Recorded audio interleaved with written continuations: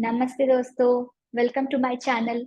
This is CA Krishna Vadir, and in today's video, I'll be talking about financial independence for every mother. What is financial independence? Why is it important? And how every mother can be confident enough to take their financial decisions, I'll be talking in today's video. And to talk about it, there are three criteria which I'll be sharing with you in this video. One is the concepts of financial independence. Second is top 7 ideas to be financially independent. Third is what should be our next step as mothers to be financially independent. So coming to the first one, concepts. What is financial independence? Financial independence means making your money work for you. Throughout our life, we keep on working and earning money in different forms.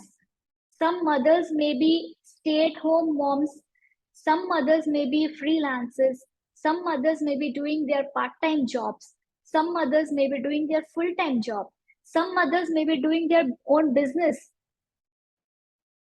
And there are different ways in which we generate our income, our livelihood.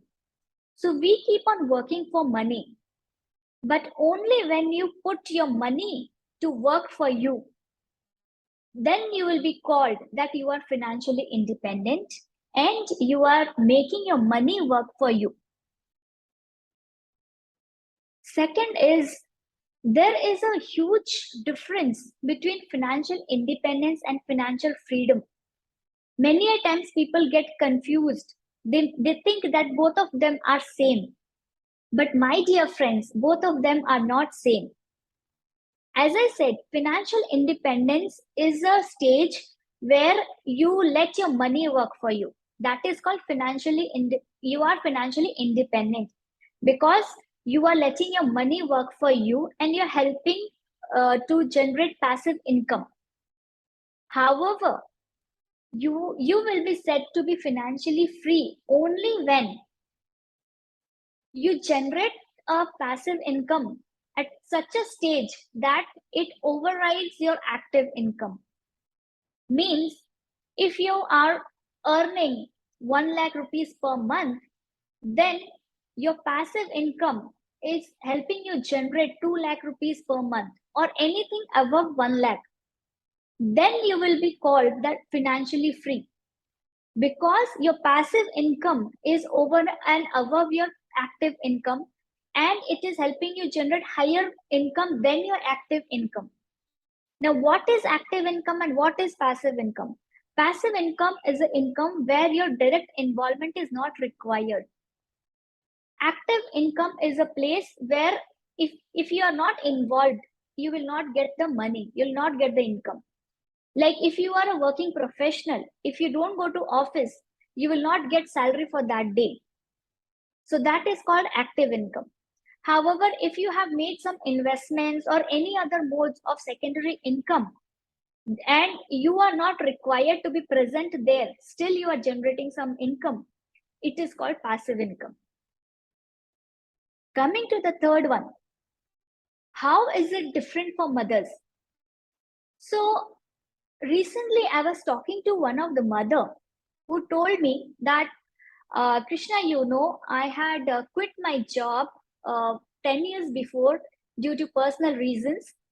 However, even though I was not working, I had made some savings and I had also invested that amount in other areas, in various options. So what did we understand with that? I understood that it is not necessary that a person has to earn some money only to be financially independent. The magic or the art of saving is also earning. That is what I believe. Because we mothers are very good, women are very good at budgeting. Whatever is the monthly budget, every month we will try to save from that particular amount as well. That is what I have seen my mother doing. Every month my father will be giving her an amount for monthly budget, and from that money she will keep on saving and saving. And whenever we wanted something, then she always had that money for us. So women are very good at budgeting. And just imagine, like, if women are good at budgeting, then mothers are more better at investing, or at budgeting. Because as a mother, we keep on thinking that we try to save every penny for our children. Even if we want to have ice cream, we will think that, no, let me take that ice cream for my child. So that's why financial independence is different for a man and a woman, and especially for a mother. Because the way a mother will think towards her finances, a father will think it in a different way. I relate it just like, taking care of your baby. Will you all agree that the way a mother takes care of a baby and the way a father takes care of a baby, their equation will be different. Their taking care, the way they will take care will be different. Even though, both may be doing the same work, but both the individuals have different emotions towards their child. So they both will be having different equation towards their child. Same is a concept with money. Because money is also, like, we consider money also with our emotions. So as a mother, your emotion towards money will be different, and as a father or as a male, the emotion towards the money will be different, and so will be your financial decisions towards money. And that is why it will be different for a mother as well. Now, coming to the next point, which is discussing or talking about the top 10 ideas. What are the top 10 ideas for financial independence? First is expense tracker. The first thing you need to do is maintain an expense tracker. Now you'll ask me, Krishna, how will I do that? There are so many things in the market. I don't know which one to choose. That's okay. There are various apps, various tools, Excel sheets, and if you are getting confused, and if it's overwhelming for you, you are feeling that it's not very user friendly, then you can just use your simple notepad, just and a pen and a paper, and all is what you need to do is just track your expenditures. We mothers are multitaskers, and we mothers are so much occupied within our personal and professional life that we give very less importance to our finances, and we give very less importance to tracking our expenditures and all those things. And like, we keep on spending and spending, and at the month end we feel that we are at the same state. We have spent all the money, and we don't know where we have spent.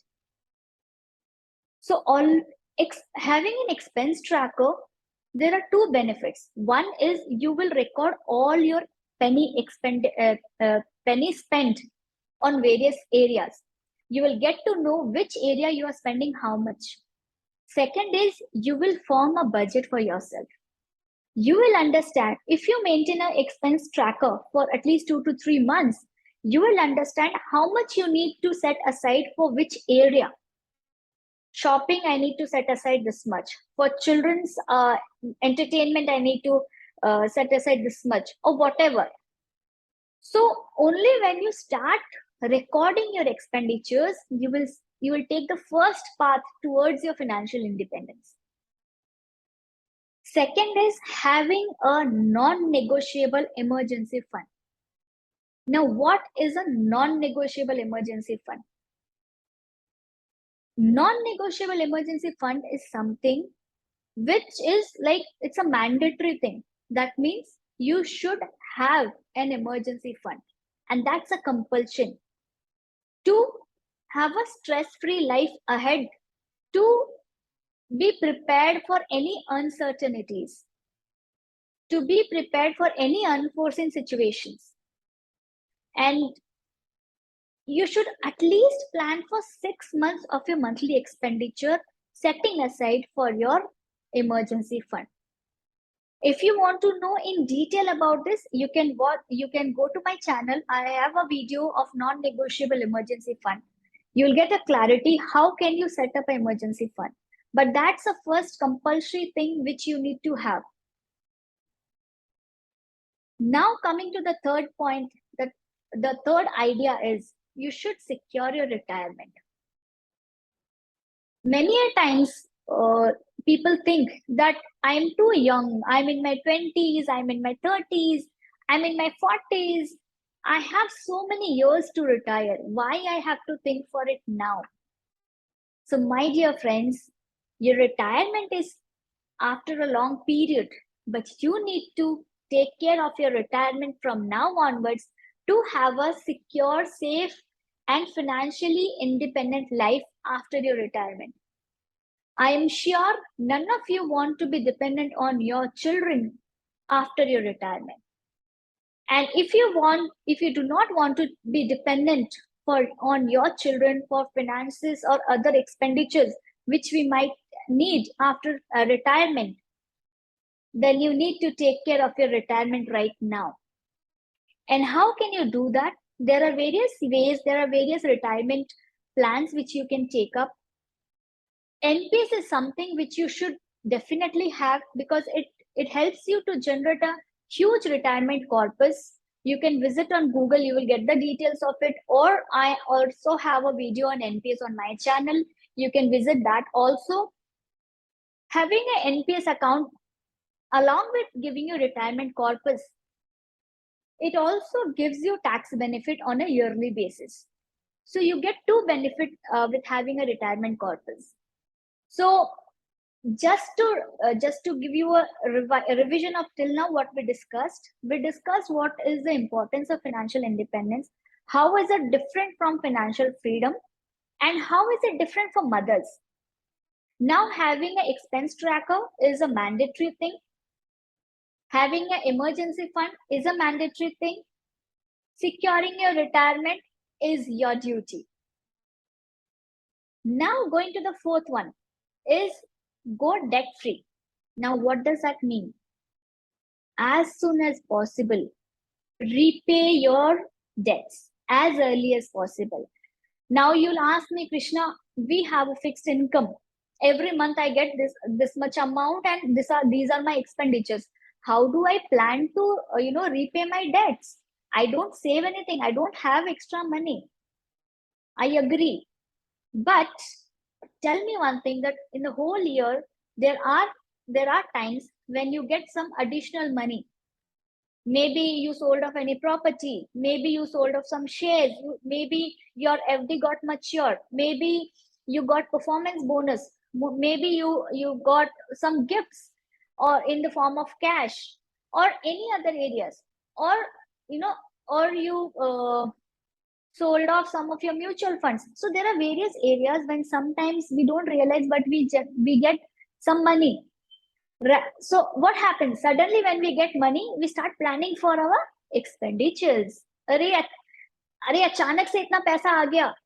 Suddenly I got this much money. What should I do? Let's plan a holiday trip. Let's go for vacation. Let's plan for shopping. Do we think that I got this sudden money, so let me just repay my debt to the extent possible? To the extent possible, what will happen? Slowly, you will go debt free. And believe me, friends, going debt free is a huge relaxation. Now going to the fifth one is monthly financial discipline. Now what do we mean by monthly financial discipline? Every month, freeze a date for your financial independence. Set the date as financial independence date on your calendar, on your digital device, on your mobile phones, on your laptops. Schedule it on your calendar. Schedule it on a calendar and fix it and say that on this date, I am going to take charge of my finances. I will see what I'm going to invest, where I'm going to invest, and how am I going to secure my future and my current situation, and how am I going to be financially independent. Have a discipline. If you will not have a financial discipline, you will do it for one time, 2 months, 3 months, 6 months. After that, you'll stop it. And that is not called financial independence. Coming to the sixth one, invest before spending. Before spending a single penny from your income, first go and invest. And what is the thumb rule? Thumb rule is we earn first, then we invest first, after that, and then we go for spending. What generally we do? We do the vice versa. We earn, then we spend, then whatever is left over, we go for investing. We first see, okay, these are my mandatory expenditures. Let me just pay off everything, and then whatever is left, I will do the investment. No, my dear friend, that is not the right way of being financially independent. The right way is after you have prepared your expense tracker, you will know how much you need for your spending. Accordingly, you need to identify how much you need to invest. So first go ahead and do that investment on that financial date, financial independent date, which you have freezed on your calendar. After that, whatever you have, go and do the spending. Third is maintain a margin of safety. Now, what does that mean? Margin of safety means whenever you are going to purchase any shares in the market, the difference between the current market price of the share and the intrinsic value of the share is called margin of safety. Now you need to identify what is your margin of safety regarding that particular share if you want to purchase that equity share. So once you identify that, only when you see that the current market price is lesser than the intrinsic price of the share and the company has a good track record, you do your due diligence on that shares and it meets your margin of safety, then you can go ahead with the investment for that. Many a times we forget this point. We just see that, okay, this share is performing very good. And when the price of the share is very high, we tend to purchase it. No, we should always buy at a lesser price and sell at a higher price. So you have to maintain a margin of safety to get good returns on your investment. So these were the top 7 ideas to follow your financial independence. Now, as I said, I'll be also helping you with the next steps to be done to be financially independent for every mother. Now, the next steps are take action. After watching this video, I'll be more than happy if you start with at least 3 to 4 points also. And let me know in the comment box that yes, Krishna, after watching your video, I started my expense tracker, which is the easiest one to do.